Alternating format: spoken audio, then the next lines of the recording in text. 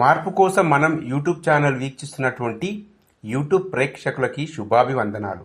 ఇప్పుడు మనం భారత రాజ్యాంగంలోని ఆర్టికల్ 7 గురించి క్లుప్తంగా వివరించుకుందాం. ఆర్టికల్ 7 పాకిస్తాన్కు వలస వెళ్లిన కొంతమంది వ్యక్తుల పౌరసత్వం గురించి వివరిస్తుంది. ఆర్టికల్ 7 యొక్క ముఖ్య ఉద్దేశం ఈ ఆర్టికల్ ప్రకారం 1947 మార్చి 1వ తేదీ తర్వాత భారతదేశం నుండి పాకిస్తాన్ భూభాగానికి వలస వెళ్లిన వ్యక్తులు భారత పౌరులుగా పరిగణించబడరు. అయితే ఈ నిబంధనలో ఒక మినహాయింపు ఉంది.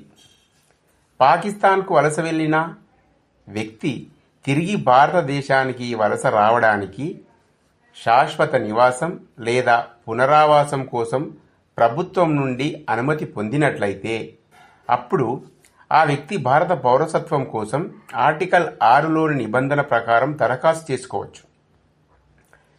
సంక్షిప్తంగా ఆర్టికల్ 7 భారత విభజన తర్వాత భారతదేశం నుంచి పాకిస్తాన్కు వలస వెళ్లిన వారి పౌరసత్వ హక్కులను పరిమితం చేస్తుంది.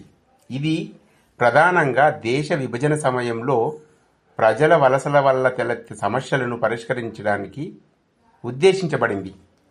ఈ వీడియో కనుక మీకు నచ్చితే లైక్ చేయండి, షేర్ చేయండి, కామెంట్ చేయండి, సబ్స్క్రైబ్ చేయడం మాత్రం మర్చిపోకండి.